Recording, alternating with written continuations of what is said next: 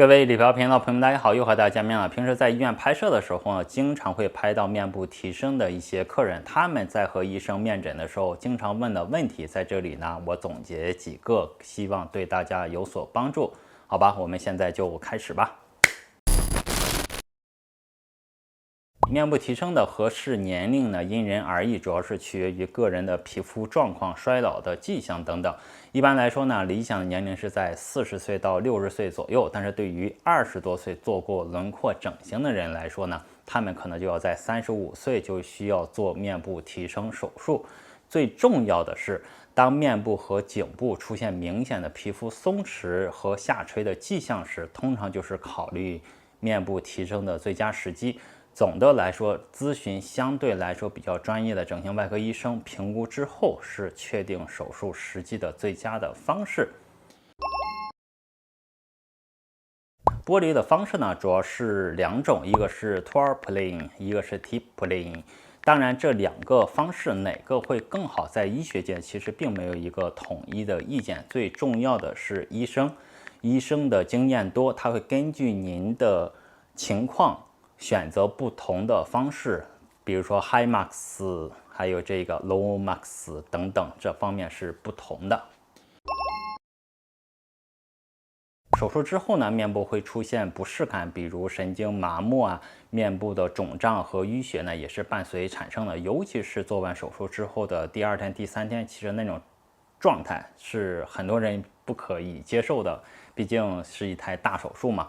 当然了，过了几个月之后，其实最不能让人接受呢是疤痕耳朵前方的 Charcot 的现象。如果说您的整形外科医生特别重视分层缝合、固定筋膜层的同时减轻表皮层的紧张感，其实这样是可以有效减轻疤痕的产生。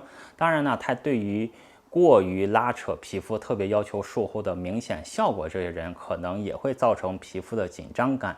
所以说您在做手术的时候要求一个术后自然的效果，其实我觉得在预防这种疤痕是比较正常的，也是一个比较合理的要求。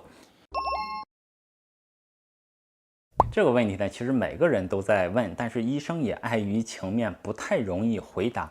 一般情况下，大拉皮可以让您看起来年轻5到10岁左右，但是具体的效果呢，却因人而异。比如说，您在术后之后，您的衰老的程度啊、生活习惯呀，这些也是影响到一个最终的状态的。所以说，手术虽然说能够改善或者明显的改善您的面貌，但是并不能完全逆转自然的衰老的过程。所以说，这个问题就大家心里清楚就可以。5到10年，好的人可能10多年也是有可能的。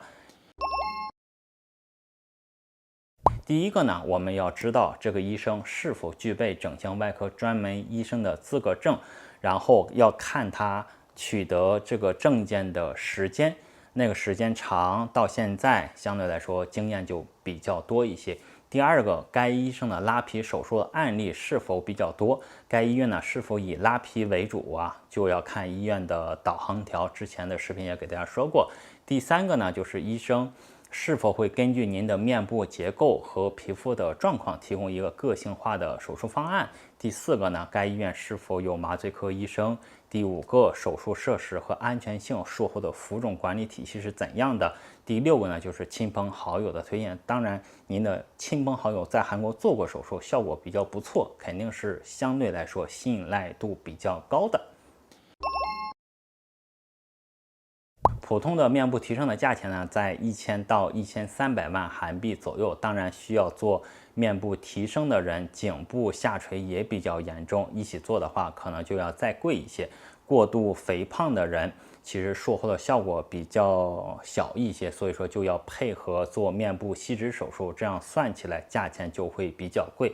太贵的时候呢，是否可以通过公开部分肖像权，然后换取医院的一些的折扣或者是优惠，其实也是一个非常不错的想法。这方面也是提供给大家。整体来说，好的医生、经验多的医生就贵，然后出道不久或者是新手医生相对来说就会便宜一些。其实可以一起做的，大部分来到韩国做手术的人，他会做面部提升手术，还有这个眼袋手术。当然，觉得来韩国一次不容易，可能额头提升手术也会一起做。当然，一起做的时候要充分做好术后浮肿的准备。整体来说，脸肿的就是自己都认不出来自己，尤其是年纪大的人，可能就更要注意。比如说，类似于这样的照片，或者是这样的。一般来说呢，面部提升手术和眼袋手术可以一起做，相对来说会比较好一些。额头提升手术可能术后有一点点头晕，相对来说接受起来比较麻烦。这期视频呢就总结了之前的7个问题，希望这7个问题对您有一些的帮助。我们是理瓢频道，整形有风险，动刀需谨慎，这也是我经常给大家说的，好吧？我们下次再见吧，拜拜。